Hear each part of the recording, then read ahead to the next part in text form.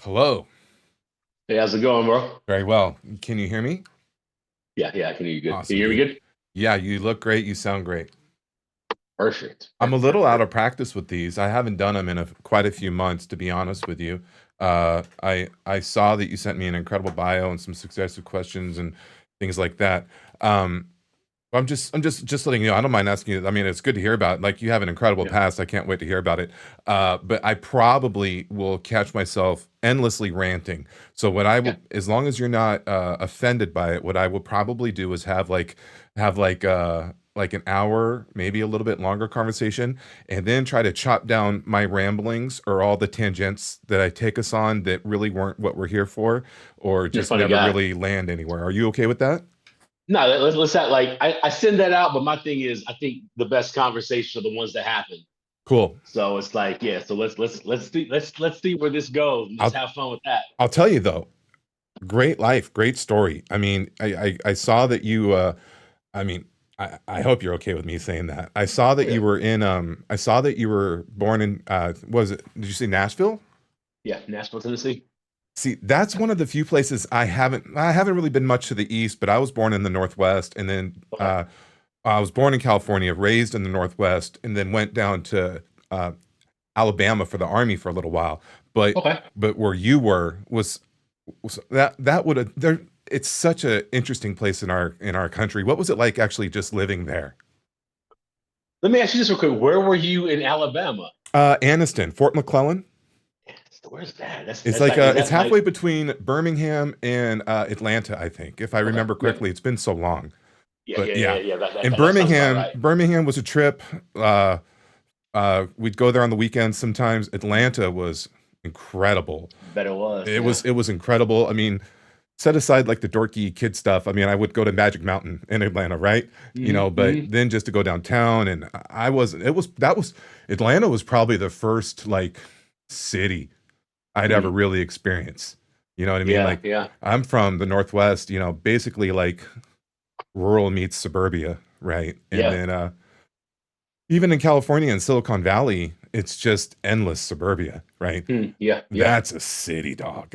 That place is, you just yeah, felt it when you went in there. And yeah. yeah, beautiful place. But um, nevertheless, though, uh, you know, where was it like where you grew up? So Nashville. So I have to preface this just for context. I was raised in a very sheltered environment. Hmm. My mother, the religious cult I was raised in, it was a very sheltered, protected community. So Nashville to me growing up was literally church, school, church, friends from church, and the immediate neighborhood. So like my growing up memories, like me, obviously Nashville had Opryland, and back when I was a kid, Opryland was the big attraction. They had an amusement park. They had all of these things that were interactive, whereas now it's just a big shopping center and a hotel. But you had the Grand Ole Opry. We Yeah. were Music City, USA. So it was a very culturally speaking, it was a very interesting place to grow up because I had relatives that were in the music industry, I can imagine, dude. and so and so it was one of those things where like you got tastes and you got to experience Nashville in I'd say in small doses. Um, it Nashville became like Nashville the year after we moved Oh, when the really? football team like when the Oilers came over. And when they finally landed in Nashville, that's when it really became Nash Vegas. That's when it became this, and rightfully so. When you get a football team in, your economy immediately turns like Yeah. it now became a destination for something beyond music. And I think I wish I would have gotten to experience my hometown and be part of that growth. Like when I go back to visit now, it's still the beautiful thing about Nashville is that it hasn't lost its personality, at least how I remember it. Okay, so it didn't get too commercial that it lost its flavor. I'll put it to you like, well, I'll say like this: as someone that left and returned, no. As someone like all of my friends who have remained there, they hate it. Oh, it's not the Because if same. they Oh, it hits hard. Yeah. it hits hard. But my thing is like, yo, they've been able to expand, they've Yeah. been able to grow, develop, and get all these features, but it still feels like home. It still feels small town. Yeah. People still call you sweetheart, baby, and sugar. Yeah. Yeah. You know, you can still get a bowl of delicious grits in almost any cafe. So it's Okay. like those elements haven't The changed. DNA is And still so there. yeah, it's still there. So Yeah. it's like every time, and in fact, as someone that left, coming back to see my city and how it's grown, I'm proud. Like I'm still proud of my hometown because to me, it's like, yep, it does have that 3 mile block that's Vegasy, but it still has all the culture, all the people, all the stuff that was there before. It's still there. That's actually cool. If I just want to jump in real quick, just because I'll lose the thought though. I had a couple of similar things. Like I was born in Silicon Valley when it wasn't Silicon Valley, when it Yeah, was see, yeah, orchard see. fields, right? And then like I was raised by my grandparents, and they always say if they would have held on to the house like 5 more years longer, they could have retired like comfy. You know what I mean? Instead of just Yeah, trying to yeah, scratch by on Social Security the entire time. And then we moved to Coeur d'Alene, Idaho, because that was halfway between my grandfather's brothers. He had brothers in Washington and brothers in Montana, and that was just like this beautiful lake city, just like halfway in between, like 4 hours each way. So that's just kind of where we landed, and people did not like it, dude. When we were, mm, California drivers, California license plates up there in northern Idaho in the early '80s. yeah. No, get out and Get out of get here. out. But kind of though it really was that small mountain town. Like Mm, from our town to two towns over, there was one light, yeah, one yeah, light, one light, man. mm, Now it's light every block, yeah, and that's yeah. just a thoroughfare. So, Mm. expansion, it's tough. I mean, sidebar, I just heard we're like 9.5 billion people in this world, and I think you and I are. I think we're the similar age. I forgive me if I offshoot in the wrong direction. Too bad any one way, but I just turned 50. How old are Yeah, you? I'm 48. I'm Yeah, yeah, 48. yeah, yeah. I kind of thought just hearing you talk about your, growing up, I was like, oh, that kind of reminds me of childhood too. It was, Keep and talking. it was also before, like, and small businesses still existed back then. Like Mm, yeah, they're not now. Now it's just Home Depot, mm, Lowe's, McDonald's, Target, Starbucks. yeah, It yeah, wasn't like that. You used to go to that guy's store where he sold the Dickies, yeah. and it's just not like that anymore, right? Hmm. Anyways, so you grew up in the church. I didn't find church until I was 17. My uh But my best friend started dating a church girl. And sidebar, my grandpa always said he always kind of wished I would have brought you to church, and he was like, I'd just be afraid, that the walls would fall down if I walked into buildings. And he lived a pretty tame life, to be honest with you. He had his ups and downs, and maybe they just, kept a tighter grip back then. But yeah, yeah, who knows? But anyways, my best buddy, he started dating this church girl, and she was dragging him to a youth group, and he didn't want to go alone, so he dragged me, you're the and wingman. I was the wingman, right? And you know, I don't really want to go too deep into that water, but within a couple months, man, I had my own experience of faith and made Yeah. my connection to religion and Christ and all that sort of stuff, which is still wildly confusing to me because the older I get and the more I see of the world, the more all these questions pop up that doesn't make any sense to me, and I have to go, Mm, oh, maybe one day I'll figure some of that out later. But yeah, yeah. nevertheless, though, dude, I know what it was like to be like a musician or part of the media team, or like those churches back then. They were driving content before anybody else was Yeah, driving yeah, content, and you kind of got involved with that. Is that right? Can you tell me a little bit about yeah. that? Um, I so I was raised. I would say I was raised in a Christian cult. Okay, different. So yeah, I wouldn't say that I found my freedom in Christ experience until probably 15 years Okay, ago. I was raised Seventh Day Adventist. okay, I became a I went from being an Adventist to a Badventist to a Sadventist to a Naventist. yeah, And then but I still kind of had the value system of how I was raised. If I smoke a cigarette, I'm going to hell. If I look at beer, I'm going to hell. If I eat a piece of pepperoni pizza, I'm going to hell. There was mhm, this very fear factor of God. Like I was raised convinced God didn't want me in heaven, even though he prepared this beautiful place for me, he didn't want me there.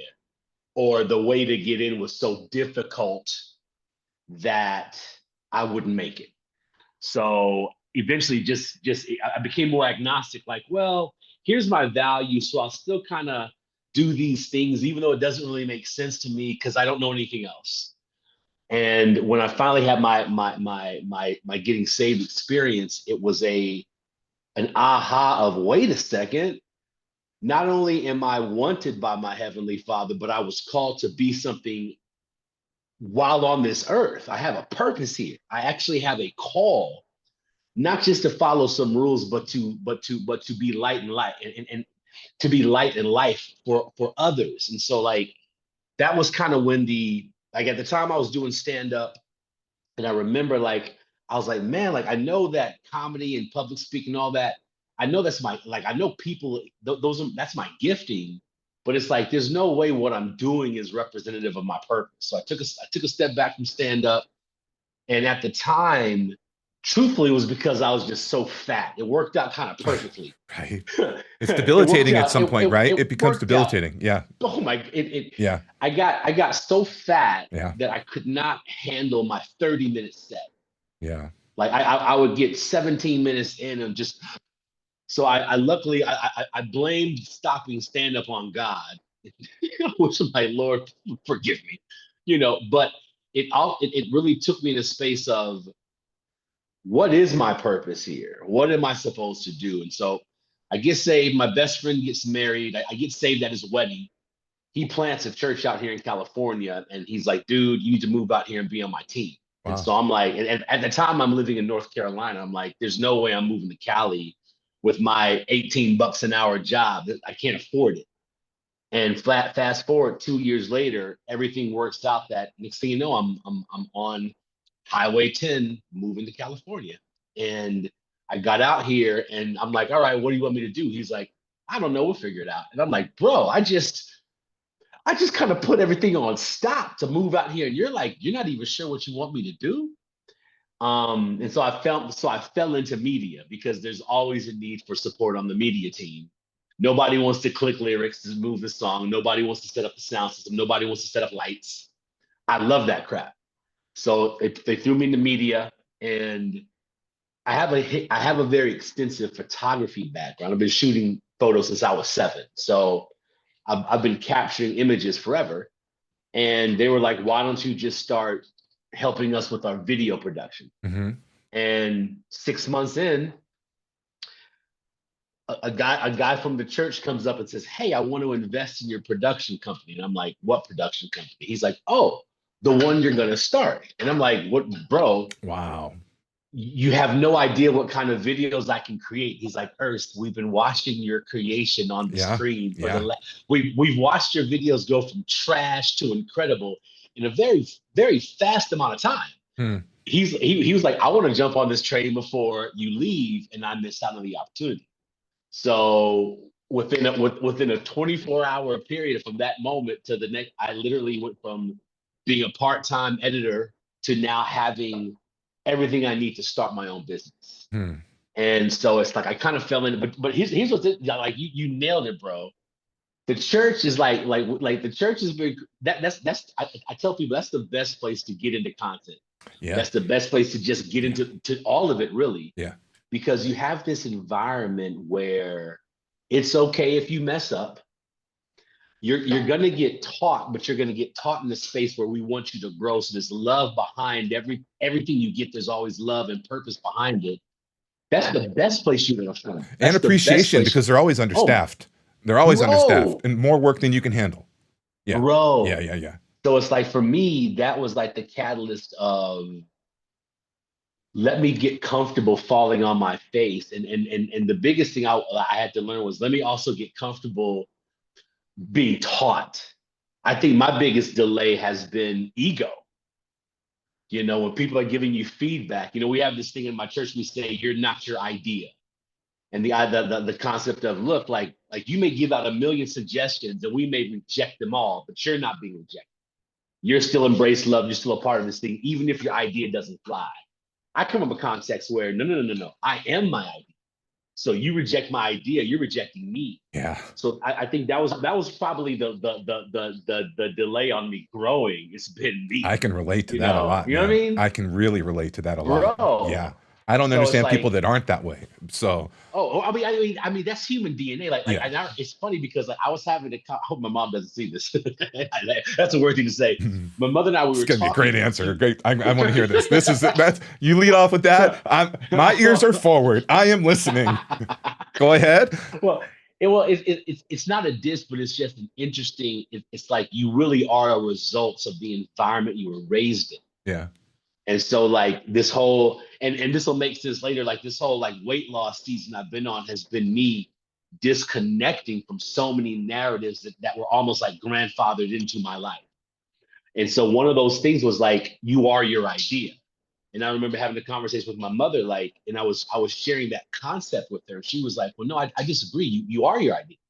Like, and so it's just it was interesting of like, wow, this reluctancy to grow wasn't even something that was my own. It was given to me. Mm. And so and like this whole weight loss journey, the biggest thing for me has been the disconnection between what is actually mine and what I've just taken on. The narratives, the story, the belief.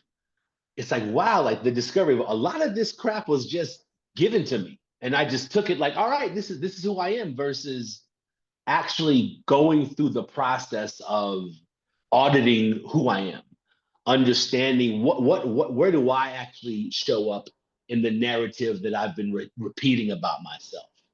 And I think like the biggest opportunity for growth is not necessarily the new thing you're taking on, but it's all that old crap you're letting go of, Hmm. And Hmm. so like that's been a big and for me, you're not your idea, I think is one of the greatest like pillars I live by, because it's like there's so many ideas we have about ourselves that are BS. Hmm. They're complete trash. Hmm. Just human nature is to think worse. Like we're like human nature, in my opinion, we are programmed by nature to dislike, discourage, disagree, to have To disengagement, survive, man. To survive.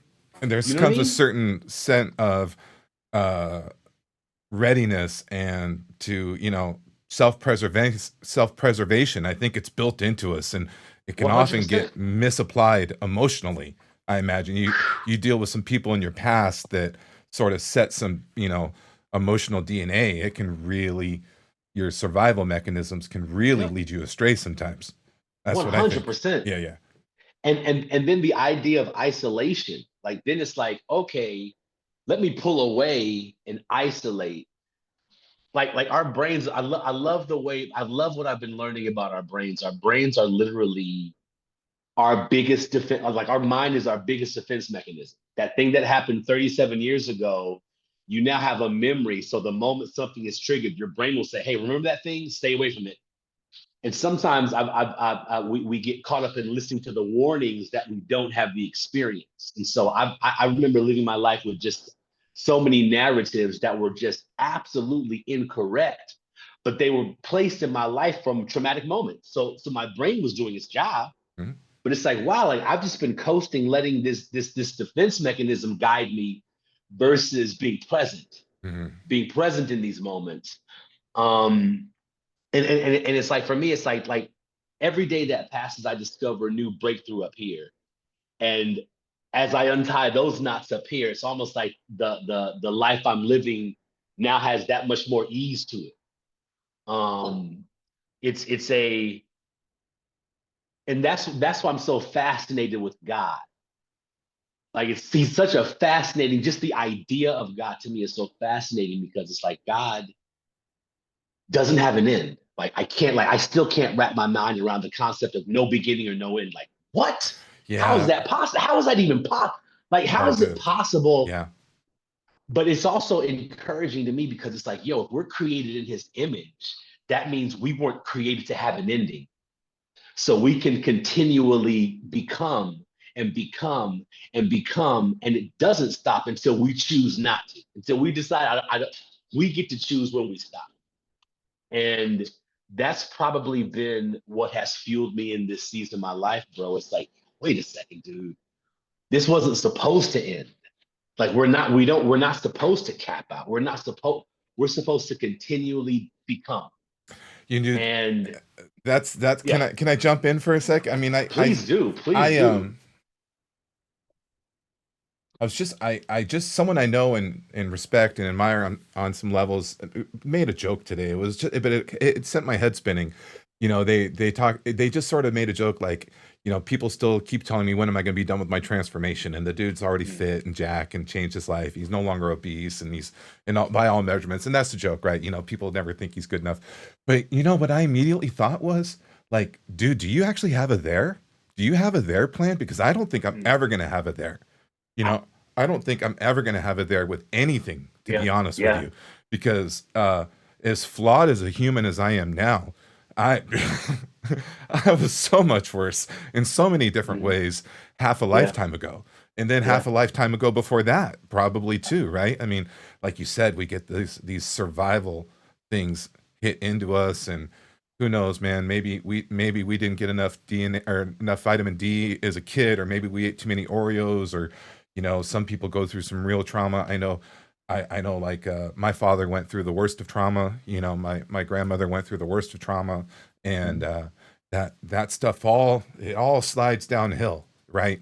yeah, Is in yeah, that here I am now. I'm, you know, 50, raising two boys. I got a 16-year-old and an 11-year-old, and they're very different kids with very different problems, and I'm just doing my best not to mess it all up, right? You know, mm, because I mm, don't want to put them onto those mm. same survival mechanisms Come on, to yeah, that you know, that others deal with and so forth. I mean, it can be, you know, you can always pat yourself on the back and say I'm doing better than my pops did, but yeah, I'm not yeah. really trying to judge myself against what my pops did. I'm judging myself against what those boys deserve.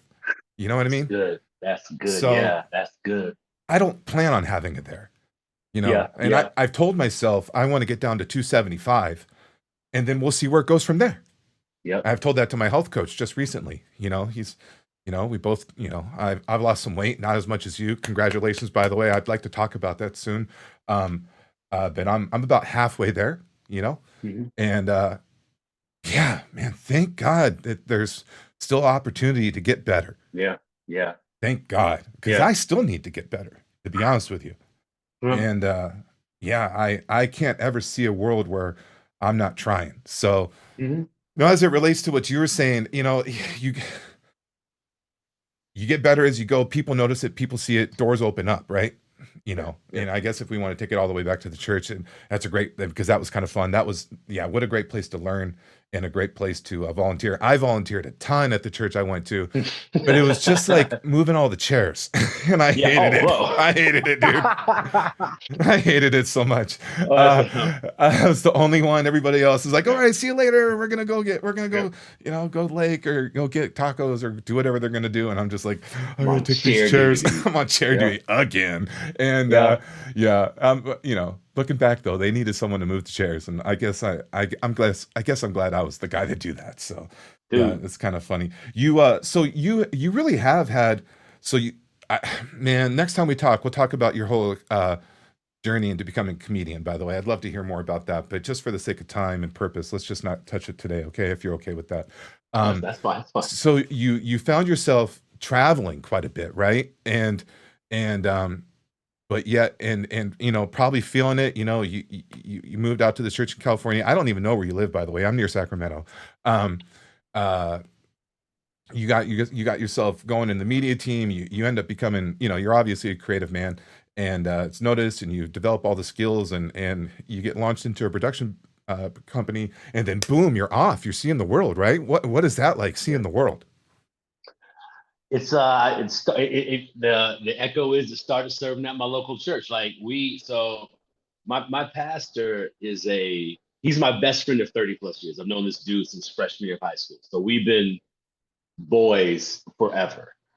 And the main reason why I'm a believer is because my best friend is a pastor. And it's like, I remember when we were out there doing our thing. And it's like, bro, if your heart and your life can change from this guy named Jesus, he must be real. Because what we were doing back in the day, we always joke, we're so happy that the smartphone wasn't around when we were running the streets because Yeah, we would funny, have been camped. funny, If funny. we had, bro, we'd be canceled beyond, I like mean, these kids have no idea well, I about mean, what it's but like to and get canceled. Like or we'd the have to be, math. yeah, or we'd have to be like these kids. No freedom, bro. don't know how to be Yeah, outside of a 10-second radius from their door. I mean, I got to dude. roam. We would roam from a young Yeah, age. Young age. yeah, We get yelled at. You hear your name shouted out into the night. Oh, I guess it's time to come back home. Way, way different, yeah, right? So you yeah. you and him go way back then. Huh? You probably said it, but you had me in my thoughts for a second. How old were you when you met him? Freshman year of high school, so like 14. Okay, it's You a great know, time to be alive, right? yeah, Yeah. yeah, yeah. Right. Like, we met in 91. Yeah, okay. Um, and it's like seeing God work in his life has always been my throwback story of this has to be real. This That's can't be cool. a hoax. Well, and because you So were a church guy yourself, just in a different church, and you sounds like you were having a shout out chaplain council, the my colonel in the army, he was Seventh Day Adventist, and he was the man by all accounts. He was the man. So no disrespect intended to anybody on that street, but but you weren't getting the good, like I'm where I'm supposed to be, where you're yeah, at sounds like where you're forced to be at, and then you meet this guy. yeah. He's a good guy. He probably passed the parents test because sounds like he's got good character and all that sort of stuff, and so you make a good friend, and then boom, there you go. Does that sound about right? So I mean, we were both raised like so. His dad was the pastor of our church. My mother was the head elder. So Oh, like, same church. oh yeah. So we had a very parallel Oh, like interesting. Okay, sorry. we so Too yes presumptuous no of no no me. no. Oh no. Like we had a very paralleled upbringing in the Okay, church. okay. A lot of our family and friends are both equally disappointed that he and I are no longer practicing Adventists. So it's like they both of our families just like you Sunday people. Oh, Yeah. just like, it's like Sunday people. right. That's great, by the way. But it's like the big thing that has been like the aha for me has been freedom. And so like when I started serving at our church, it was almost like there was now freedom to do the thing. Mm. And so like his whole philosophy at the time was like, bro, let's just take steps and make it happen. So like getting to travel was literally fake. It's like Thailand, like my first big major trip as a producer was to Thailand. I went to Thailand to we shot a documentary. Um, we have friends over there that opened up a safe house that basically went into rescue kids who were being sex trafficked. Oh, Pattaya, wow. Thailand is the world capital of people who've been sex trafficked. So they went there like and it's bro, when I tell you it's first of all, it's temptation city. Let me be very completely honest. Like Imagine. we went out there and they were like, look, we recommend you stop watching porn. You stop like they're like all those things you're doing right now. We recommend you might want to chill out because when you come over here, we don't allow anybody that comes over to travel solo. Like the moment you're here, you're gonna have somebody with you because the temptation is just. And I'll be honest, it's like we got there like on a Tuesday, like, and there were hundreds of like commercial buses of tourists who are flying over from all these other countries to do these sex tours. And Wow. you have these like these commercial line buses where they hold, let's just say 100 people in them, 50 people. You have these coaches. When I say we probably passed, there were thousands of buses in this town, just packed with Wow. people. And here's the crazy part. We took a tour on all the different streets, all the different, and it's just like you're and there's no other way to put it. It's like Pornhub came to life. Hmm. All the things you see on videos of now are live and in action. From and it's like the one street that I remember the most was it was like a mile and a half street blocked off, so there's no cars allowed, and it's just like club after club after club That's how after Atlanta club. was when I was a kid. They shut the Bro, streets down, just and it was open road, everybody just walking in Atlanta when I was a kid. bro, Yeah. it was mind But boggling not because but because not like each that, oh obviously. yeah not, each club had Yeah. anywhere from 20 to 50 girls in front of each club, Crazy. right? And they were all for sale. And it was one of those things where they were like, you're going to spend more money on your airfare than what you're going to spend on these humans. And it's just like, and so anyway, I go over there, we shoot this documentary, and it literally changes my life. Like, yo, the people that I need to serve, they can't afford my invoice. Mm. Like, first of all, they don't even have a computer to receive my email on. How am I going to make a living when these are the people I know I need to tell the stories for, but they can't afford it? And so God's like, well, idiot, I have streets paved in gold. Relax, just just do your thing. And from that experience, it really opened me up to, let me go tell the story of the person whose story needs to be told. Wow. The money will figure itself out. Can I ask you what year is this, please?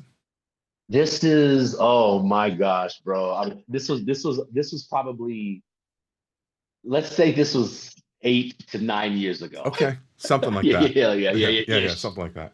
It's um but that's when the whole I that's when the purpose showed up for my business. Like, this isn't about commercials, and this isn't about promo ads, and this is about lives, and how can we bring light to the stories that need to be told. So that was the big discovery. So from there, it's just kind of turned into, what's the opportunity and how can I go get to serve. So it's taken me to Mexico. I've been to Korea, Australia, Crazy. all off the strength of just like the camera. And I Right. tell folks, it's all off the strength of serving at my local. If I was not serving at my local church, Hmm. none of this would have happened. Interesting. Um, and so it's like, and even prior to that level of travel, I've always been the guy that's ready with the suitcase. The youngest of three kids. I failed my junior year of high school, and so my mother's like, "What are you gonna do? You're not gonna graduate on time." I ended up in a boarding school on the Navajo Nation in Arizona, Wow. and after I got kicked out of that school, I was like, you know what? I'm just gonna get my GED and travel. So at Hmm. 17, I'm literally hitchhiking to the next town, figuring it Wow. out. Just figuring it out, man. And my mother was so dope, bro, because she was like, I understand that you're the kid that doesn't want to learn how to swim from a book. You're and it's not a comparative statement, but there's just certain smarts that I was born with: street smarts, people smarts, Creativity. adaptability smarts. I've had Creativity. that. Yeah. A So lot it's of like this, noble things. A lot of good yeah, skills. Yeah. bro. Yeah. It's I've always been curious about people. I've always been like, Mm. yo, let's go talk to that group of people over there. Well, why? Because we don't know them, and they look different than we look. Let's go Hmm. see why. Hmm. So it's like that was always my fueling thing. So like I would look at travel as, who are we gonna meet today? Hmm. Even though it might not, even though the level of responsibility or danger might not have been to my advantage, I Hmm. was like, hey, let's at least we'll make a connection. So I spent a few years between high school and college just traveling around the Southwest, um, before I got into college, because I was like, why not? Makes sense. Makes sense. It's sound advice. So okay, so let's where are you are now, you're you're out in California, you're traveling the world on this, we're gonna say a successful production company, and you're doing work that makes you feel fulfilled. Last time I took a swing, I completely missed. If I was a smart man, I wouldn't lead in with this question, but I am not a No, smart no, man. no, no, So let lead me get this in. right. Your standard, you're in your early 40s, and your obesity and your joints and your energy levels are, and I would imagine traveling, editing like crazy, being creative, probably pretty healthy environment just to eat like crap, I would imagine. I don't know how much I don't know, and I would love to hear about when you started first thinking about health and how long that's been part of your life. But here you are, you're in your 40s, and now it seems like your body is just giving out. Yeah. Is that what's kind of going on? It was, my body's been going out progressively Since for when? for the last, I'd say at least the last 20 years. Okay. I'd say since the early What 2000s, age? What 25 age years. did you start feeling it?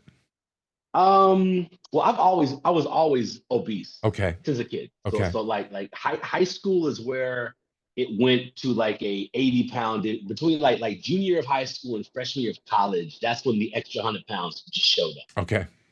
And then it just progressively kept getting worse. I developed high blood pressure, and so have been on medication for that for the last 15 years. And just as one of those things where, Nebraska is where I went to college, or that's the last place I went to college. That's where I discovered bars were open 7 days a week. So the moment I just in Nebraska, it's like, let's be honest, there wasn't a ton to do. It's the drinking So state. the bar scene was totally where it was Yeah. at. So like it'd be Tuesday evening, we're drinking penny pitchers because they're a penny. Yeah. It's like, Yeah. so it's one of those things where the lifestyle not just went bad from a food perspective, but then we added alcohol and all the poor alcoholic decisions that are made. So Nebraska, I love that place. It has in my heart, but that's really where my health took a turn for the absolute worst. Mm-hmm. When I left Nebraska, I quit stand up. I started living a very I still partied and kicked it, but from an activity standpoint, nil. And just over the years, the weight would just compile on. When I lived in Arizona briefly, and at the time I was working for a company that had great insurance, so I got a lap band surgery about 12 years ago, Oh, 12 maybe years. 13, right? Okay. Got the lap band because they were like, dude, you're gonna die. This is how it happened. One morning I wake up and I'm like, someone's choking me. Yeah. So I'm starting to fight for my life, and I'm Yeah. literally and I wake up swinging, and I'm like, "Where's the person that?" And I realized I was on my back, and my chest had just slid into my neck, Mm-hmm. and I couldn't breathe. You were choking. Yeah, sleep And apnea. so it's like, bro. So it's like, I got the surgery, and it worked. I dropped 100 and some pounds in a matter of like 7 months, Great. and I'm like, all right, we're on it. We're on it. Life You're is how old, great. please? How old are you, please? I'm late 30s, Okay. Okay. maybe 36, 37, Okay. right? Um, lose the weight, move out to California, and about 6 months into coming out here, I get back on my beer kick, Okay. That's how start drinking you again, can drink right through start those lap bands. bro, oh my gosh, Yeah. like the liquid goes right through. Yeah. And within a year and a half, I remember I was driving to work one morning and I passed this Mexican spot and I was like, I'm getting a breakfast burrito, and that was it. Like that carne asada potato burrito was Dude, my F it all. sounds so good. And within like 4 months, that 130 pounds was back, and from there it started increasing. God, that So it's was like, I had some trouble. yeah, I'm sorry for interrupting you. That was no, so no, rude no, of me. I was so rude of me, dude. I apologize. I'll try not to do that again. I had some troubles. bro, interrupt. My father got bariatric surgery, and so I had made some very big mental aversions to weight loss surgery just because I'm not going to do anything that man does.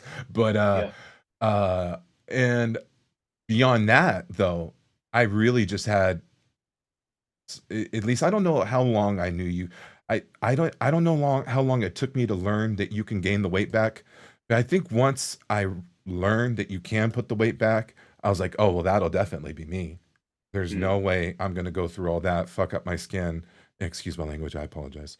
Um, and then just put the weight on at the end of the day anyways. mm, Let alone the Kaiser surgeon. He must have just pegged me for a weight gainer because mm, he was just hassling me to no end, and I didn't have the best experience dealing with the surgeon.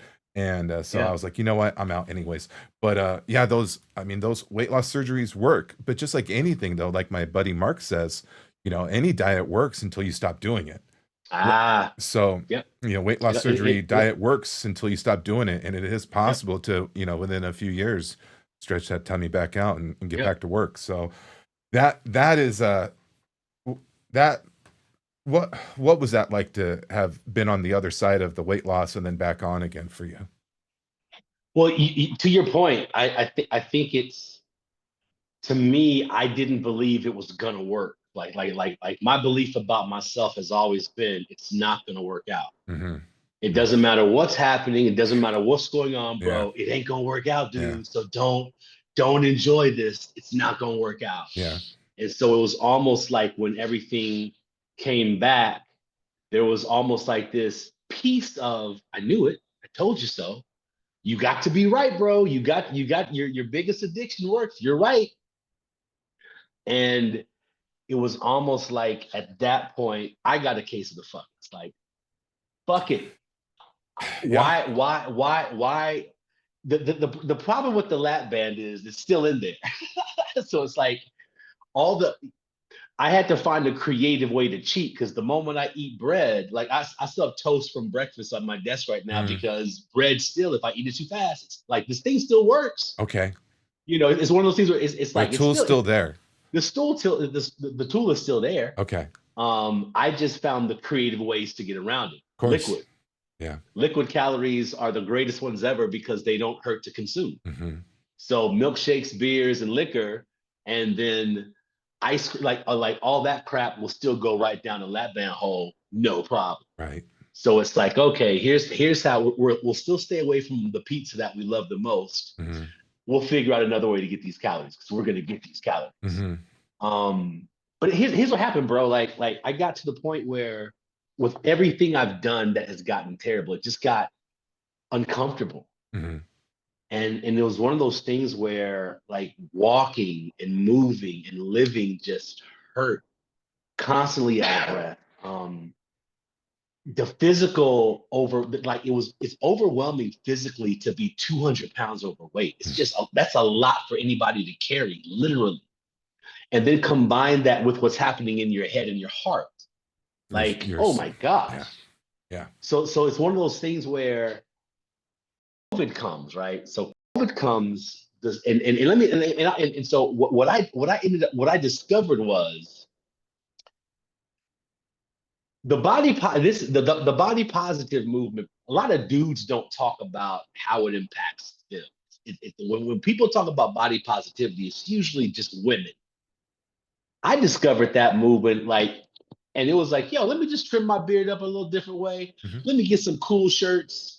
Let me wear some outfits that a fat person normally wouldn't wear. Okay.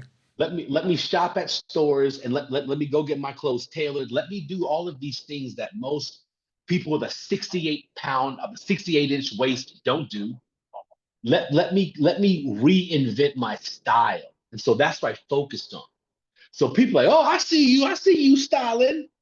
And it was almost like it's a way to have that uncomfortable space of you're not going to change. So let's both find something we can celebrate about who you are. I mean, you have Like your to weight, your love weight makes me yourself. feel, You have to love yourself at the end of the day. So you're going to do your bro. best one way or the other, right? And and the idea of body positivity is golden because I agree. You need to actively, even if you can't find love, you need to actively view yourself in a way that's the best version of yourself. You have to do. We have to see our worth. We have to see our worth. Yeah. I think the issue with that movement is it says you're great as you are right now. Right. And so Exactly. my thing is like, no, you're not. You're not. You're terrible as you are right now. Got You're to be worthy of honest with love. ourselves. Yeah. You're valuable. You're special. You're sacred. You're all of those things. But respectively, you're treating yourself like shit. And that's kind of where your life is right now. And Mm-hmm. it's like you can distract yourself by saying, no, no, no, no, no, no, no, that's not me. And that's what I did, bro. And I created this whole ecosystem of people that cheered it on. And when Mm. COVID happened, and when the stay-at-home order happened, and when all of a sudden connection was now quarantined, Mm. that act got exposed. And this secure dude who was look at this nice outfit got exposed as nope, you actually hate your life. You hate yourself. You hate these outfits. You're sick and tired of playing a role, but you don't know what else to do. And so this is where you found yourself. Mm. And COVID happened. I lost 8 friends in like 6 months from COVID related deaths. But the biggest thing that the connection was they were all at least 150 pounds overweight. Yeah. My boy Carlos was 32. My dude died. Him and his mother both got it at the same time. He was 500 some pounds, and he would hop on Facebook and do these lives, like everybody just checking in, letting you know what's going on. The only issue he had was breathing. He couldn't breathe, and eventually his body was just like, Negro, we can't. sorry, bro, we got to give up. And it was like his mother passed away on a Tuesday. Carlos died on a Wednesday while responding to condolence messages on Facebook. Literally, people, well, his mother passed, and he was like, "Yo, God bless you guys. Thank you. Thank you. Yeah, we're dealing with it." His wife came in and found him dead on his computer. Mm. And when he passed, I was just like, "What? This dude is a kid. He's a freaking kid, yo." So when he died, I was like, okay, maybe there actually is a life that I'm not tapping into. Maybe there actually is something that I've just been denying that is available. I need to figure this out because am I really trying to live or am I just doing my best to not die? And it's like death is the guarantee, bro. That's the one thing that we can't like. It's guaranteed you're gonna be born and you gonna die. What happens in between is kind of up to you. So it's like I can't necessarily turn this guarantee off, but what can I do until that moment comes?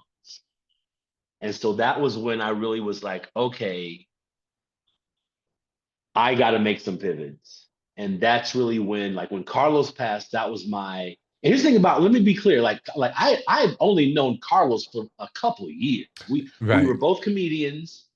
And the thing about fat comics, whenever I'd meet like a fat comic, it was this thing like, "Hey, what's up, Brotherhood. It's bro?" a brotherhood amongst the brotherhood. Dude, bro, it was like we were like this small subsect Ralphie community May was within this. hilarious, dude. Ralphie May was Bro, hilarious. He killed me, dude. Ralphie, Ralphie may pick me up for about it was like a 6, 7 show run. They went through Iowa and they went through Iowa and Nebraska. They're like, we'll bring you along with us Wow.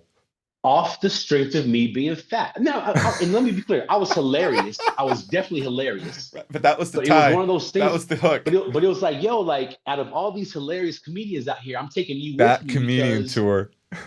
you get it.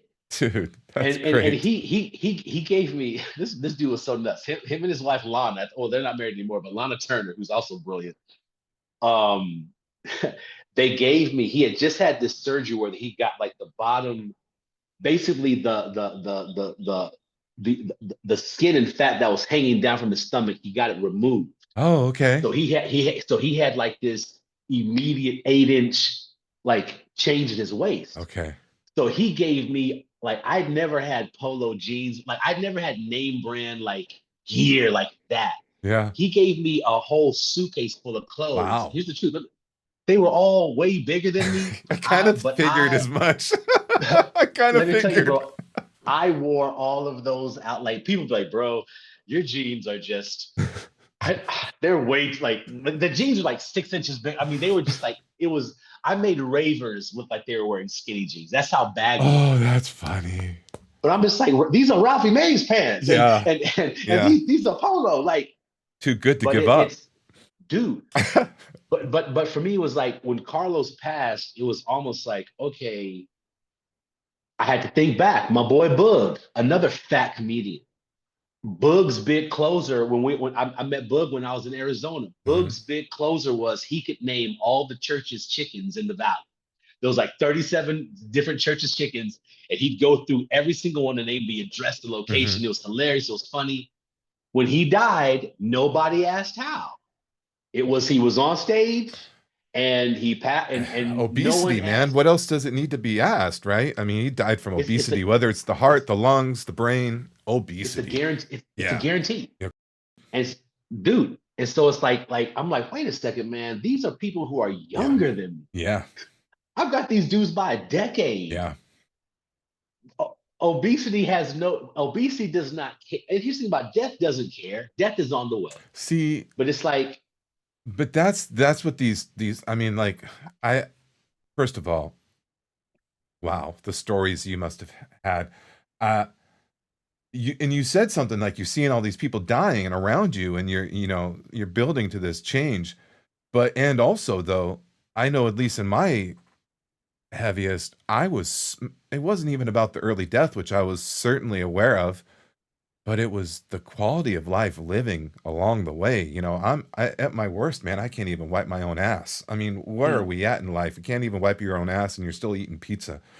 I mean, bro, this is insanity, you know? hmm, And And I had see I seems like we might kind of come at this from different points on the map, but we kind of got near the same destination.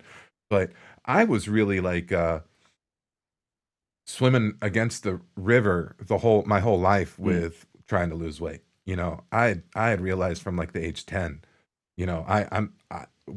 like you said, we come from a little bit more raw time. Hey, hey, lard ass. I was being called lard ass for Yeah. quite the young age, right? So I was fully aware, and especially back then, man, obesity wasn't like it is now. I mean, obesity is the biggest group. I Yep. think. I think there's more fat people than not fat people at this Oh point, my which gosh. is so Yeah. sad, dude. It's so sad. And or at least I know in my community, I was by far Mhm. in the minority. I mean, I know like there can be arguments made for maybe more denser populations. Where I mean, there was just a ton of outdoor things you could do. Yeah. And I could still go out in the neighborhood, ride my BMX, and it was pretty suburbia. You weren't really worried about getting ran over. I'm in my Yeah. apartment complex now. I don't like to let my kids off their leash. It's horrible. I'm the Yeah. worst Yeah. about it. But so people are fit, and I sort of realized I wasn't fit real young, and tried to do something about it, but just I couldn't exercise or move enough to deal with my overeating and my binging and Yeah. trash diet and stuff like that. So, and there's those young adult lives where I think is where all the body positivity, they're either older skinny people that are feeding the flame for clout and Yep. attaboys because they know how to be nice to fat people, or it's young Hmm. obese people that just don't know yet what happens. They clearly don't know how to control themselves. They've gotten so obese already young, they're going to just only get more obese, and then their Yep. body's going to start shutting down, and they're going to Yep. take years off the end of their life, right? And Yep. I kind of was dealing with both, and it kind of took Mm. into, and I had gotten so big where I was starting to become homebound in my obesity. Yeah. So it's not just Yeah. even leaving early. You don't learn how to deal with this, Yeah. it eventually just shuts you down, where life is just, it can't help but be quite a bit miserable because you're just Yeah. trying so hard just to function. You getting in and out of a car is near impossible. Getting up and out of the Hmm. couch is near impossible, let alone going for a walk because you're just getting so stinking fat. So Yeah. it sounds so you're losing people. You're not a young Hmm. man, but you're not an old man either. You're still prime age to be moving. Where did this start going for you? Where did you start having changes inside of your thinking? Was this, I guess my question, all that to say, was this the first time you had ever tried to lose weight other than the lap band surgery? No. Um, I mean, I mean, like my I remember one of my earliest. I want to say I was like maybe 10. Okay. Yeah, me too. I had I had Fourth a grade, they get you in the fourth grade. yeah. The gloves It's come off in the fourth grade, doc. yeah. Yeah. It was it was meal replacement shakes, Okay. which for me I was like, but I always did it wrong. Like I would do the meal and the shake. so, Of course you did. so I'm like, you Of gotta, course you did. Jared lost 100 pounds eating a 6-inch sub. So I'm like, I'm gonna eat a whole sub and lose the weight quicker. It's like that's not how it works. It doesn't work that way, bro. I You was on gotta. that same diet. I could. I was Who in their right like, mind can eat half a sub? yeah, So I'm eating yeah, the yeah. whole thing. It's like, We'll figure it out yeah. as we go. Yeah, I mean the 12 foot. I'm gonna do the 12-inch meatball sub. Like I'm good. this can't be healthy, Nah, you it is, know. dude. No, they had all those linebackers eating those things. They're great for you, and Jared. Bro, Yeah. it's like I think for me, here's what happened. So because here's the every diet that I've taken on in life, I always had results, but I never could keep on the track, right? Hmm. And it hit me this time around. Like I was probably 6 months into. I started my journey on July 5th, 2020. Okay. My whole thing was like, let me get past the 4th of July is my favorite It's holiday to fair. like It's drink and fair. eat a bunch of crazy food. So I'm like, you Not. know what? Yeah. Let me have one more full day of binging. Let me drink all the beer, eat all the stuff, You do all didn't the wait to New things. Year's. I think that was quite. I think you were early. If you ask me, you were 7 months early. I was like, let me. So July 5th, I started. Okay. And I did keto. Out of Okay. because my thing is like keto is. I'll be honest. I tell anybody if you're just trying to transition, do keto. That's a Keto is the easiest. You can still drink. You can still like all the stuff that you like to do. You can still do. Still have. Just slight pivots, right? And I start losing weight, bro. I lose about 20, 30 pounds. And during this time where everything's stay at home and I'm in Riverside, by the way. So I'm an hour east of LA. Okay. So, right. So they say, hey, you can now meet. So our church decides to start doing church at the park, right? So we come back to church at the park, and folks are like, "Earth, I see it. we're not trying to be funny, but Yeah. have you lost some weight?" And I'm Nice. like, what you mean? Have I lost some weight? Yeah, right. And so people are starting to notice, and you would think that okay, you're 4 or 5 months. It was maybe 4 months. It wasn't, but it's like you think okay, you're 4 months into this new thing, and now people are noticing you're getting results. It should be a hole in one, a all net shot. It should be a complete touchdown. But in fact, that's when I started feeling terrible. I'm like, I don't feel happy. I don't feel fulfilled. And it hit me that, yo, diets are removing this thing that I've ran to my entire life for comfort. No wonder diets have never worked for me because you're telling me to limit my food intake, but yet that's where I go to feel at peace. That's where I go to feel safe. That's where I go to feel loved. No wonder I always quit and run back. That's my lover. And so I had to, so I got a coach. I got a new mentor, and I'm like, yo, like I need to figure out what I'm seeking. Like, let me heal this heart so I don't need comfort from an Mhm. outside source. Mhm. So that's really for me when the journey actually got real, because now it's like you're no longer looking at the results. Let's go find out and let's focus on the cause. And let me tell you, bro, and I tell people this all the time, like if you aren't really ready to change your life, don't even try. Right. Just die. Right. Because it may sound harsh, but it's like there have been things I've had to face, bro, that I'm like, yo, if you would have told me on July the 5th, hell, if you would have told me this on July the 4th, here are all the things you're gonna have to go through to really make this through. I might have been like, you know what? I'm good. But it's like for me, the taste of losing weight, the taste of something potentially being better, and I would say the exhaustion of being where I was. Like I was so tired of it, bro. I'm like, I hate this.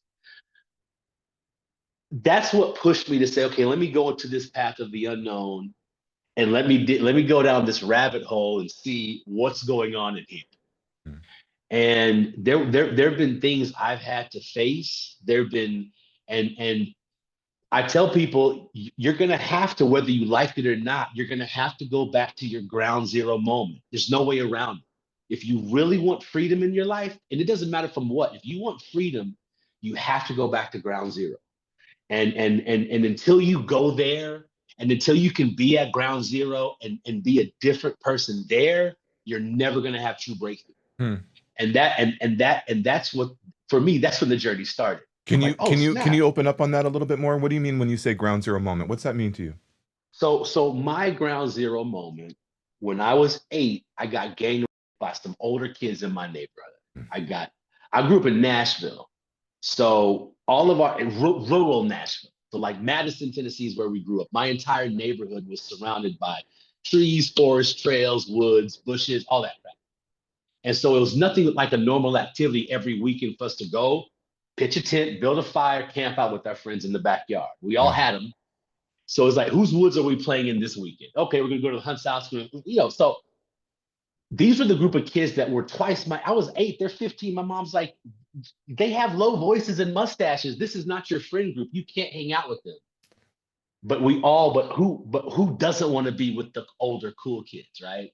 So I get invited out there, like, and the way my mother would tell the story, she told like she would say, "This was the night I discovered my youngest son was my bravest child." Because I was like, Mom, you might remember this back in the 80s, they would have these PSAs that were like kidnappers, not kidnappers, runaway. It was like, these kids on the street, they run away. And so I was like, Mom, can I run away from home tonight? And she was like, what? And I was like, look, I don't want to get in a fight with you. I don't want to argue, but Mm. I want to see what it's like to be on my own. And so she's like, all right, what is this kid up to? She's like, all right, I'll play along. I pack my little bag, I leave the house, and my she's like, he'll be back in 5 minutes. It's dark out. He's not coming. He'll be. I never came home. Hmm. So this whole like I get to where we're at. I meet up with the guys, and I don't know how long into the evening, but all I remember was next thing you know, I'm getting held down, and it's like the most terrible thing that you could imagine is. Well, let me be honest, I hadn't imagined that before, but now this terrible thing is happening to me, God. right? So for me, it's like, and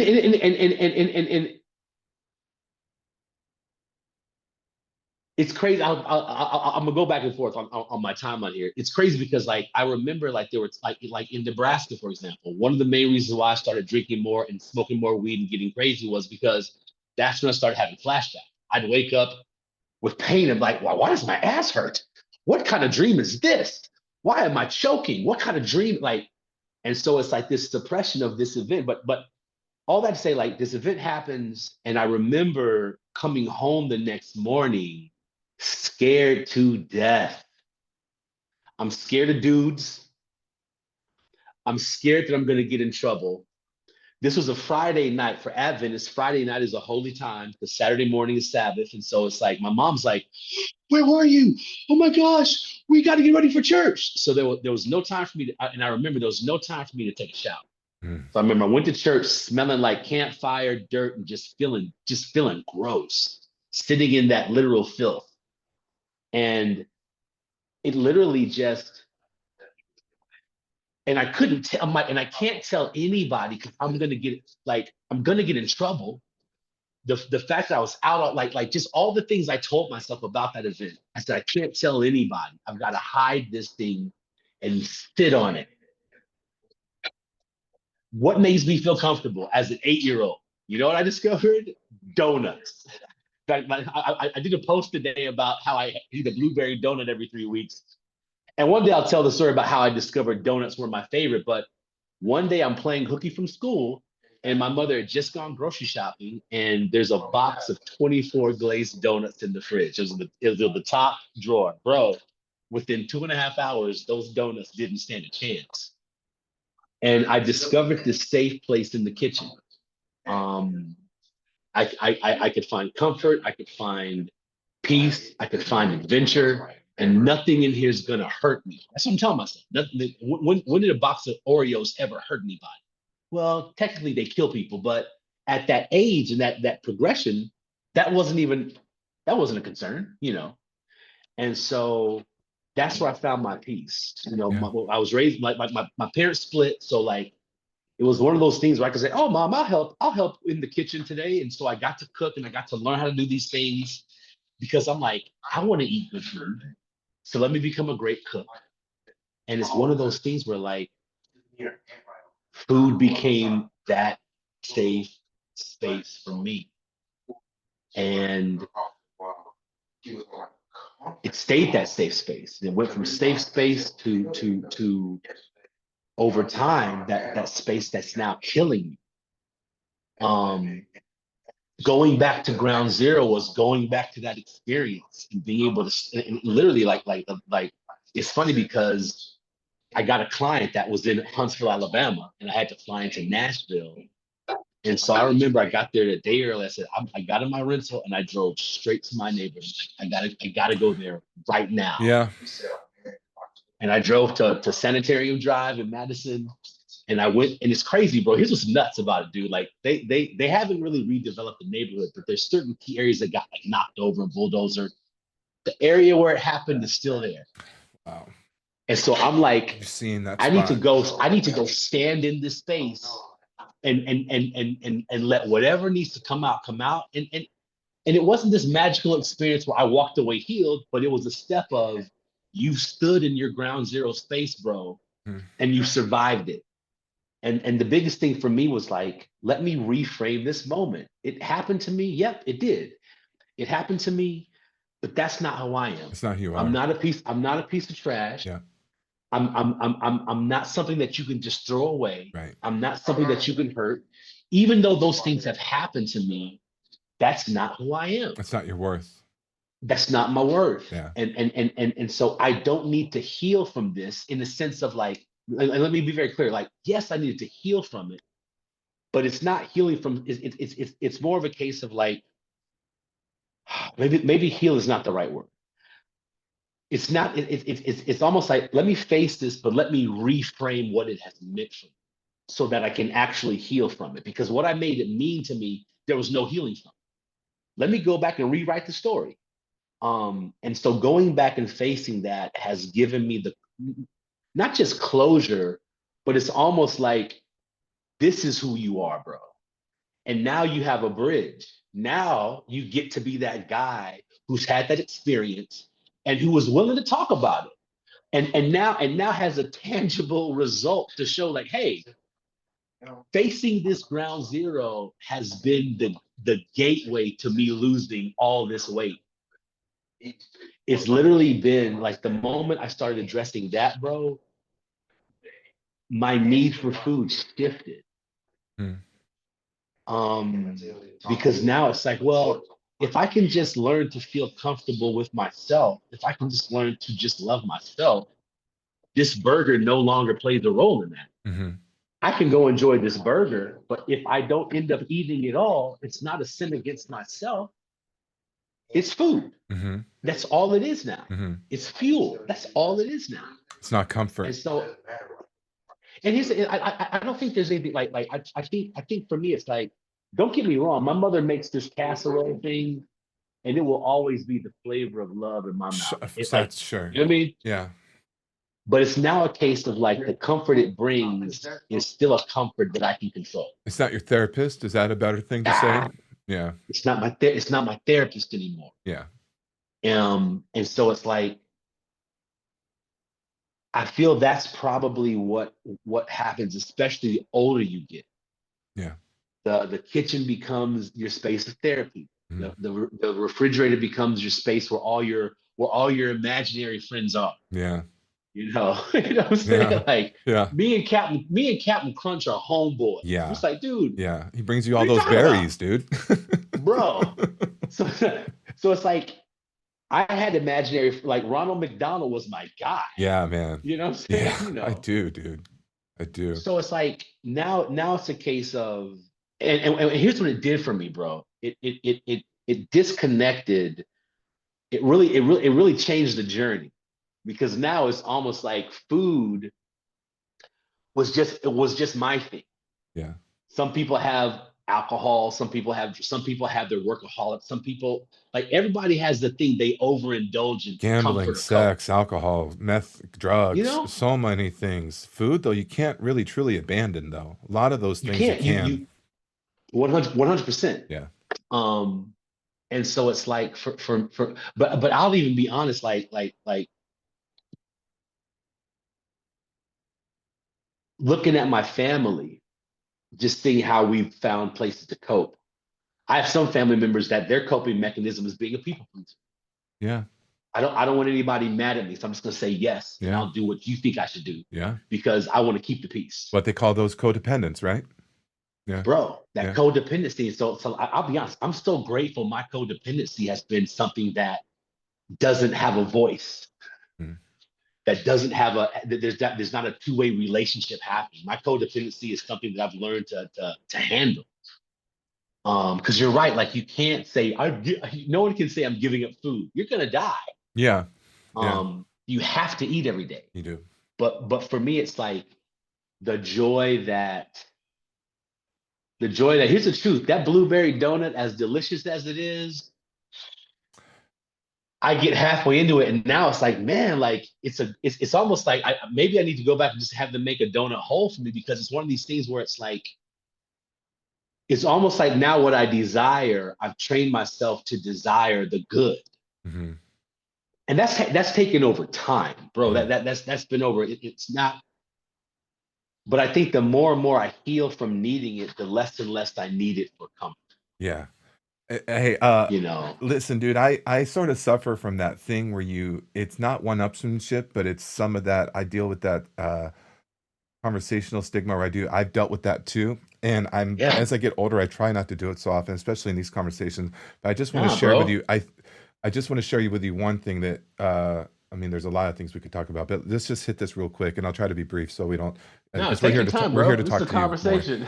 Well, dude, I didn't have a culminating event like you experienced, and man, I listen, dude. I'm sorry you went through that, man. There's nobody should have to deal with that, for all the reasons that are so clearly understood. Um, I didn't have like a culminating event like that. I just had like a lot of like abandonment issues as a kid. As I told you, I was raised by my grandparents because my mom couldn't do it and my dad couldn't do it, right? Dad tried, mom couldn't. She wasn't unable to try.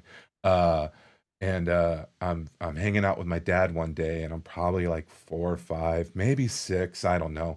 And dad would come in and out of my life every couple years, every couple months, and then be gone like after a weekend because he's just so mismanaged in his alcoholism and all of his hangups from what his father did to him that he was never able to, he only, exasperated. Um, anyways, I'm at his house and he's got friends over, which I don't, he must have been so nervous to have friends over. Maybe they were his roommates. I don't even know. But they're in the backyard getting high and I'm in the living room just fucking nervous and stressed out. And I had decided the thing to do would be to go in the kitchen and just kill the box of KFC they brought for everyone to have dinner that night. And so you're not alone in in any of what you said, but I know that thing where you have that that when I think that's the best of my memory. The first time I ever binged, and Wow. yeah, so and I was just a kid, and it was my therapist. You Yeah. know what I mean? Yeah. So, No. yeah, man, dude, the Yeah. food is wicked. It can be at least. I mean, and then some people make big rules like I don't eat after 4, or I don't eat anything that's got bread in it, or I don't eat this, or I don't and people do build rules to try to find abstinence within their food troubles, but they're all just sort of imaginary lines in the sand because like you said, we have to eat, we have to eat. Mhm, mhm. So it's a hard one to shake, I think. I think it's a hard Yeah. one to Yeah. shake. Um, but here you are, you're back with your church. Your people are seeing your success. You're kind of left alone with your emotions because you Mhm. realized your emotions, you still can't, even though you're looking slick, people are giving you attaboys, you still dealt with your own emotions. How did you start going? Was it really that much of a light switch for you once you started letting go of your past? It was just you didn't need the comfort that good food gave you at some point, or how did you keep progressing? I mean, because let's just deal with the elephant in the room. You've lost a tremendous amount of weight. You've lost like 200 pounds in a pretty brief period of time, and you seem to have changed your life. Where was it that? Was it just letting go of your trauma? Was it, or what was that the beginning of a journey of other discoveries? Where did that go? Um, Honestly, like that. So my coach has a saying, do the work. Yeah. So like we would have a lot of like my coach, he's a breakthrough coach. So his whole thing was like, we can hop on a call, and the goal of my intentions for the call is to just get you to a breakthrough. Hmm. We'll find out what that breakthrough is as I ask you questions about what's going on. Sometimes it was a 20-minute conversation. Sometimes it was a 3-hour conversation. His commitment was, I'm committed to you to get you through a breakthrough before we hang up the phone. So we once we go through the process, then we go through and then talk about it. Like, how did we get here, and what are the steps we take, and how we have this thing called alchemizing your mask, where it's like you have all these things that you hide behind. But when certain things happen, if you alchemize your like if something happens that triggers an insecurity, let's say you get dissed by a girl. Well, what will that do? Well, first thing I'm gonna do is I'm gonna feel embarrassed. Yep, you're gonna feel embarrassed. Then what's happened? Then I'm probably gonna feel sad. Yeah, then what's happened? Then I'm gonna feel mad as hell. Then I'm gonna feel angry. Yeah, that's right. You're gonna want to punch them. Yeah, yeah, yeah. Then what's next? Then I'm gonna just want to. Then I'm gonna hate everybody. Yep. Then I'm going to isolate. Yep. And then, holy shit, I'm going to create something incredible. Like it's like, wait, this space of isolation always led to something great. If there's an So opportunity for so that, isn't there? There certainly is an so opportunity for greatness or demise. 100%. Yeah. So it's like when they say people with the broken hearts are the greatest creators, there's this euphoria you feel when you go through it. You started finding that So outlet here's a little bit more, huh? bro. So it was Yeah. like when you start to feel these things, don't run from them, Interesting. run to them. Like Interesting. I'm not promoting anything that's out of the whatever, but I've done a few mushroom trips, Hey, me too. and it's like the greatest breakthroughs I've had have been on mushroom trips in the last few years. Are, But one, please tell but me the more. the big thing that all of our guides have said has been like, don't run from the snake. Like when the Oh, snake wow. comes, run to the mouth. And Wow. so we're like, well, what's the snake? What's the snake? You'll know what the snake is. But the thing is, like, the thing that is the scariest thing that you're seeing, go to it, because that's where your breakthrough is. Mm, Breakthrough is never easy. Breakthrough is never this like, oh, it's generally you've got to go through something tremendously rough that'll shake things up for you to discover what's on the other side. And so I'll be honest, like I've literally just taken those approaches and really it's repetition. Like I mm, wait, like there I journal. Now I don't journal the same way I do back as I did back then, mm, but I still wake up and I go through what is possible for today. wow. Who am I? Like I am a confident, creative, courageous man. That's who I am. Wow. Good, man. Good for Those you, are my dude. I am That's statements. for you So to have every such a day I clear remind purpose of your myself. identity. Good for you, dude. But let me tell you, this has just been it's like when we first discovered these I am statements, I didn't believe it. I believed I was creative, but it's like it's almost like when a challenge comes, who are you? I'm courageous, I'm creative, I'm caring. Like I'm confident. Wow. This is who I am. So now if this is who I am, how do I perform right now? How does a courageous man perform in this moment? That's what I say I am. So it's like I started challenging and putting my I am statements to the test. And one thing I did from a health standpoint, I'm like, I'm healthy, I'm in shape, I make smart decisions with my food, and I'm an active, loving person, even Wow. when I was at my heaviest. That's what I Wow. told myself. So That's now it's cool. like, how does that person perform now? Mm-hmm. One of my Right. mentors says, if you want to be a multimillionaire, you don't journal about becoming a multimillionaire. You write from the perspective of I am a multimillionaire, and here's what I do. Mm, Here's how I remain a multimillionaire. Here's how I got here. Here's and you show up to your world as who you want to be right now. You don't wait. If you wait to get there, there's never gonna come. Because what you said at the beginning, there is never on the way. right. There has to be here. Yeah, And exactly. I Yeah, discovered a that million percent, dude. A million percent. Yeah. right here, Yeah. right now, this is who I am. Yeah. And it's crazy. This was crazy, bro. Like it was nuts. I remember I posted a video recently when I was fat, talking this believe it in your I head saw stuff. that. And I If I and didn't bro, like, here's I just apologize. I don't like every video all the time. Not because I don't love your creativity. I just feel like people would think it's weird if I just like down the train. I I'm not saw that tripping on video that. though. It's a Like great video. here, It was a great bro, video. here's what's crazy about that video is I remember the night I said it, like in the event we were doing these things called the meetup, me and my mastermind group. We would invite entrepreneurs out. We'd have these big Oh, moments. And so that's cool. like it was my moment to talk, and that's where I landed. And I just remember I felt like looking Wow. and scanning the room, there were some people that were like, yeah, I feel what you're saying. Then there are some people like, Negro, you're the fattest guy in the room still. What are you talking about? Man. And so it's like, bro, I kept receipts. Like, no. Yeah. I decided that 3 years ago. Yeah. And Yeah. I've been living as that guy in my head. And now, 210 pounds later, Yes. that guy is the guy that's up here is now becoming the guy out here. And Yes. so it's like you've got to commit. And I think the work is committing to who you want to be now Well, the body and chases the mind. deciding, The body just chases the bro, mind.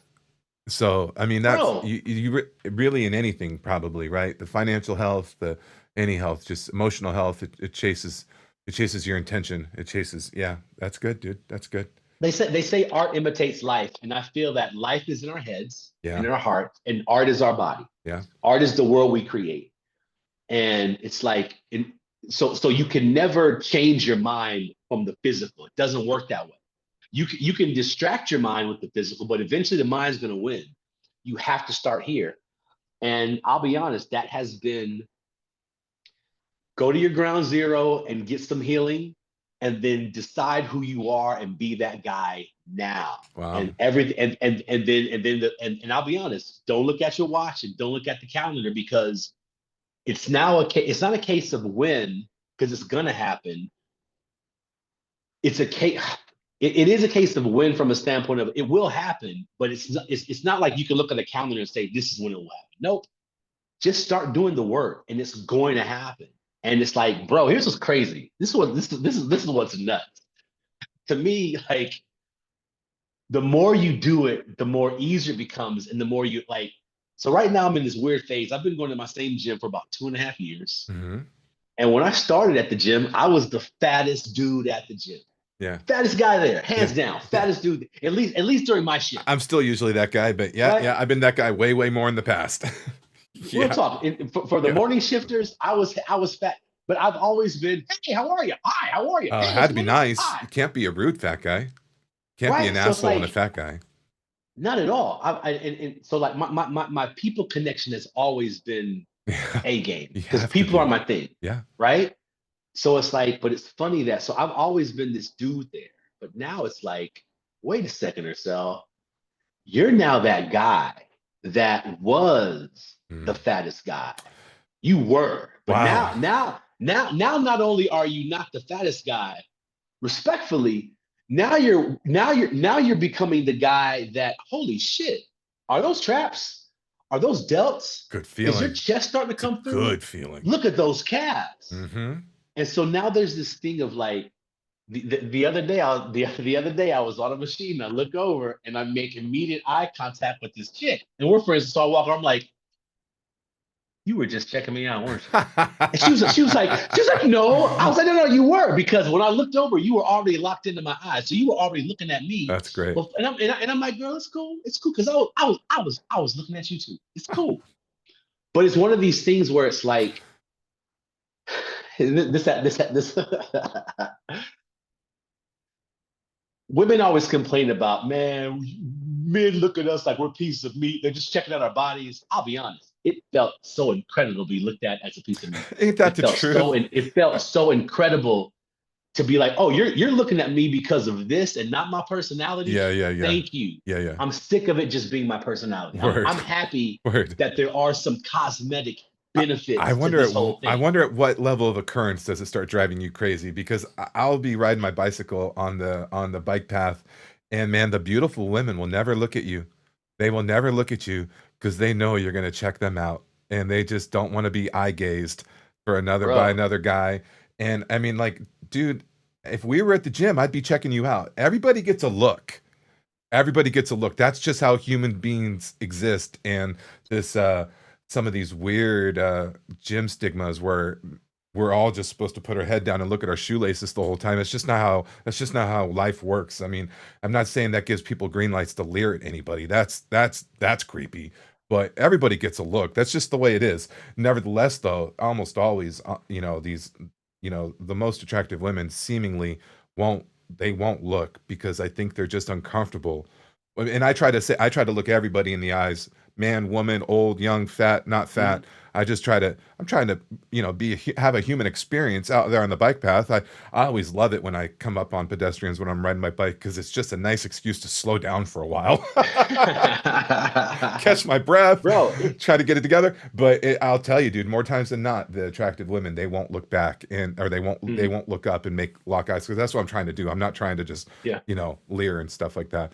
But it's just early in this journey, it's probably nice to get and yeah, dude, every now and then it's nice to catch a look here. So you have turned into this guy, man, and you've done, and I've only had a handful of these conversations. It hasn't been a ton of them, and as you can see, I'm yeah, pretty rough around the edges. Anyways, so you've turned your life around. You've I mean, clearly you're a creative man. You like speaking. You know the comedian. Like next time we'll talk about your journey as a stand-up, or maybe if we ever talk offline, I'd like to hear about that.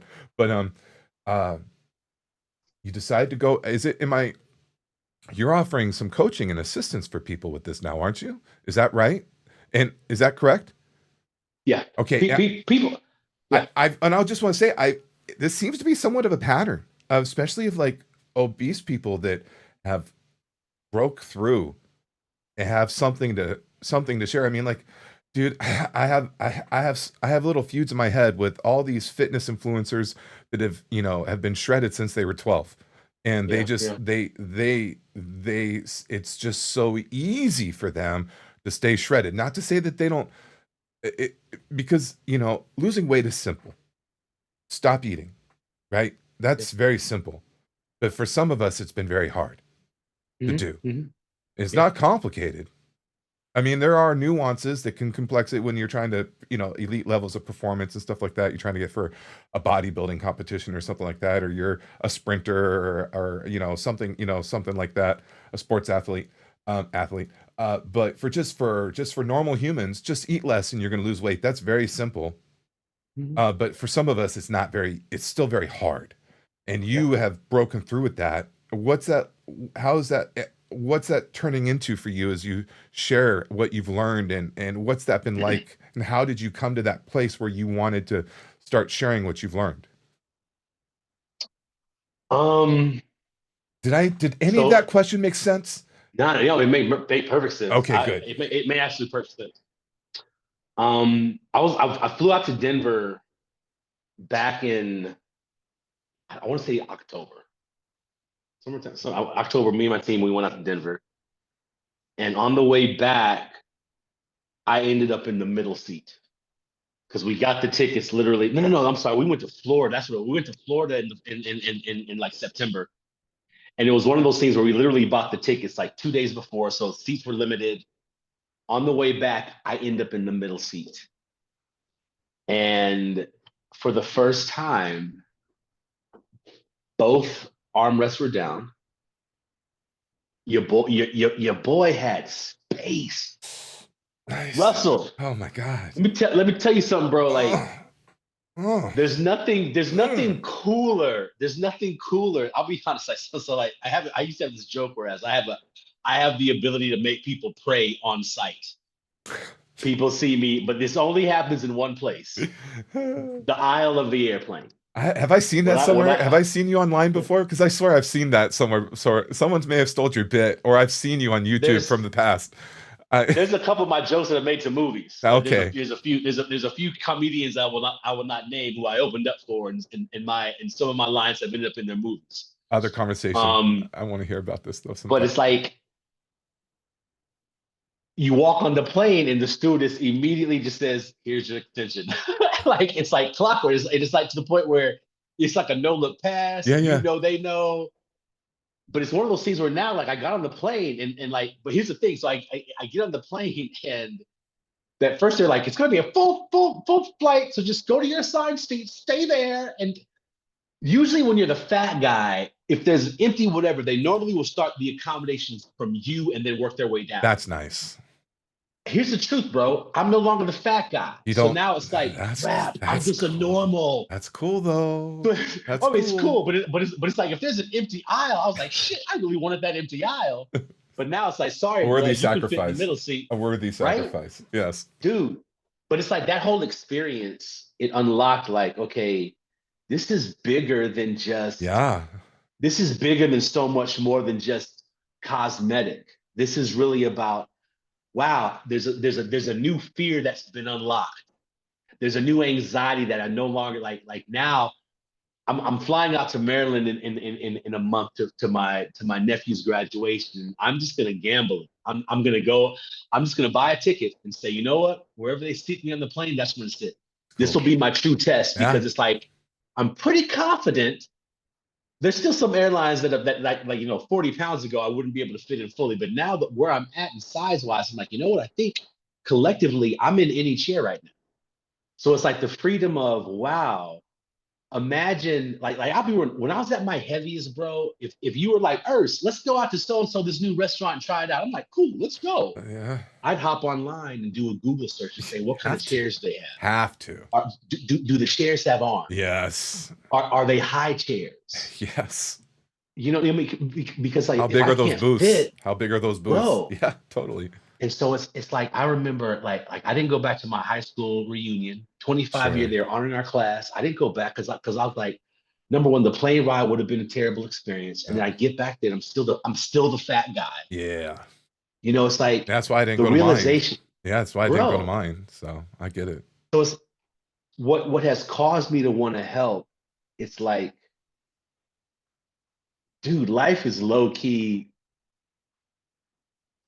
This is when I realized there's so much of life I've missed out on. Yeah. This might get, I'm in the shower.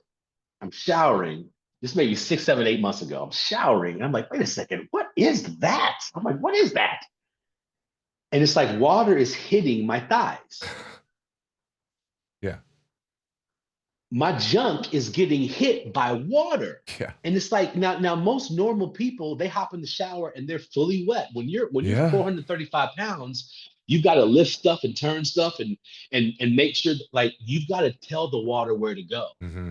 And so for me, it's like, wow, there's just an experience of life that's just so basic that I haven't gotten to have because of how I've treated myself. Yeah. So my thing is like when I tell folk, I'm like, look, like you can say, oh, I'm gonna go climb Mount Kilimanjaro and blah. That's cool.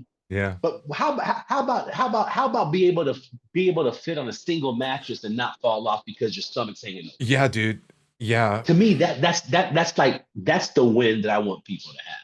I'm It, like, I just want you to be able to sit in the back seat of a car and not be uncomfortable. to not be intimidated by You know, stairs. bro, to not have to like make an event off of going up a curb. bro, Just get off the couch and have it be simple. To go for a walk with your bro, family. This is life, dude. dude. To your point, I mean, like I, I, a couple things. You brought up early in the conversation the body positivity thing. Like for God's sakes, of course, love yourself. I mean, because you are Yep, more than the sum of any one part of your existence. But you're missing out, and you think you're yep, not, and maybe you're not yep. yet because it just like your tab has just not been called yet. But all this Mm, damage you're doing, the body chases the mind, and you might not realize it. It will catch up to you. These bad, unhealthy behaviors eventually catch up to you, and you're out of it. So, I mean, I'm sorry. yeah, I that just think this. that's so that did you have an actual like where did that take you? How did you want to like so you're feeling good, you're feeling life like you had a production company. Do you still have the production company? Do you still Yeah, do oh, the yeah, yeah, okay, but then you just yeah, said yeah, this is too good. I got to share this with people or what? yeah. So my Instagram used to be all photos and video. Okay. And then when I started on my health journey, one of my homegirls, she was like, you need to start recording this, even if it's just for yourself. You need to start documenting because you're going to want to look back and remember this, whether you believe it or not. And, Mm. and I'll be real, I wish I would have taken her advice much heavier. I wish I had way more. Like I don't have a lot of like pre-content We because hide from our I was I camera was the I was heaviest. behind the camera. Yeah, yeah. Oh, Like true. like Yeah, true, true, true. I would like the perfect place to be when you're insecure about how you look is behind the camera. Interesting. Good That's the point. perfect hiding place. Oh my Good point. gosh. You know. So it's like, but one day I started sharing some reels and I would drop a reel here and there. And then one of my reels, like a few months later, just went viral. Hmm. I had like 2,500 followers on my Instagram, Oh and wow. over a weekend it went to like 10 grand, Oh. 12. And I'm just like, people are interested in this. And it was literally just like, and it was this video, the theme was keep showing up. Uh-huh. Um, that was the audio I stole and just put a bunch of clips over it. And folks hit me up like, yo, this inspired the hell out of me, bro. Thanks for sharing. I'm just like, really? Like, I'm only 20 pounds smaller by the end of the video. Like, you know what I'm saying? Like but it was just the fact that here's a fat dude who's clearly completely obese going at it. Yeah. Just like, okay. And so I've just so I transitioned into more like, okay, like there's a million sunset photo pages on Instagram. So my perspective of the sunset, as beautiful as I may think it is, I don't think that's my unique call. But the experience I'm going through, I feel like that's probably way more valuable for someone's life. Yeah. So I kind of transitioned my page to a health page. And I get people, it's odd because it's like, it's one of those things where I had the aha back then, and I can't front. I would say, hey, if you want to learn this thing, I'll happily show you. But of course, no one takes you up on it because you're still the big guy. Understandable. Like I get it. But I've had people DM me like, bro, I've been following you for the last couple of years, and dude, like everything you talk about vibes with me. And this, and then what flipped me out was people would send me before and after photos like, yo, I've been taking your advice and I'm getting results. Oh, I'm that's just like, you're great. like, what? That's great. You know, there's a group called there was a hip hop group called the People Under the Stairs. They're my favorite hip hop group, and that's one in Double K. Double K passed away he passed away during the pandemic, and his little sister hit me up like, yo, Urs, I just want you to know I've lost X amount of pounds because of you. That's You've great. been sharing your story. And my whole thing is like part of why I do what I do is for Mikey. Like we did it for Mikey. Mm, Like he's not with us anymore, but he's gonna live through us. And mm. so it's like the idea of like, wow, influences that you didn't even know you had are now helping people experience the life that they never knew was available. So my thing is just like anybody that reaches out, I'm down to help. And it got to the point where now it's like, okay, well, what if you actually have something to hand out so that when people reach out, you can give them something. So that's kind of how it started. And it's one of those things where like I don't want to be that guy that's, hey, get my course, right? Like I don't necessarily want to be that guy. But my best friend is also like, bro, if you believe this thing works, then you need to just shut up and be that It's guy true. because the life like, bro, I wake up, here's the truth, bro. I go to bed at 9:40 every night because I can't wait to go to the gym. And I know if I don't have 8 hours of sleep, that 3 hours at the gym is gonna suck. I never thought I'd be that guy, bro. I used to dread going to the gym twice a week for 30 minutes. Now I'm planning my outfits out. Now I'm packing my bag. Like it's nuts who I've become. Uh-huh. And to me, it's like I'm not saying that that working with me is going to make someone a gym rat. Nah. But what I do believe is that once you discover what's possible, you now get to really be the co-director. I do believe God has called us for a purpose, but I think he still gives us the freedom to decorate the house as we want to decorate. Like he built the house, sure. But if you want to make that accent wall this certain color, go do it. You get that freedom. And I feel that that's the freedom I've gotten to discover. Hmm. The freedom of all of this was for a reason. As a kid, I remember, bro, and this was crazy. I remember I got in trouble for sharing this, but like as a kid, one of the earliest visions I had in my life was standing in front of a huge amount of people and having their attention. Wow. I've always seen this. Bill Burr had a comedy special where he shot it in England at some massive venue, and that venue, I think it was England. That venue, I'm like, that's been in my. But like I've always known I was gonna have something to share, that I was gonna have something important to give to people. And it's so interesting that it's like of all the things under the sun that I have found my passion for, it's the one thing that I counted myself out of completely. Dude, that's cool. And that's how I know this is a God thing. Because I would have never, if you would have said, Urs, you're gonna be passionate about your health to the point where you're passionate about their health, I would have been like, get out of here. Shut up. That'll take a miracle from God. Mhm. And God's like, bet. Hmm. Now you know I'm behind this. You can't take any credit for this, bruh. Because here's the truth, dude. Like, there's so many things I counted myself out of. Being a father. I don't have any kids. And respectfully so, like every woman I dated, it would get to a certain point. They'd be like, Ernst, man, I love you. You're great, but I don't know if you're gonna be here next year.